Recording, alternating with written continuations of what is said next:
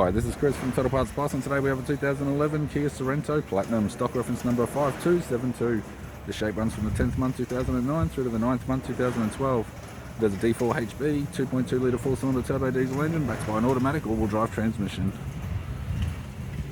D4 HB, 2.2 litre 4-cylinder turbo diesel engine. We have the left-hand headlight, left-hand fog light, left front 18-inch factory alloy mag with a good tyre. Left rear 18-inch factory alloy mag with a good tyre. Left-hand tail light, left tailgate garnish, factory fitted tow bar supplied with all bolts, brackets, loom, neck and module. Tailgate appears to have no damage. Right hand tailgate garnish, right hand tail light.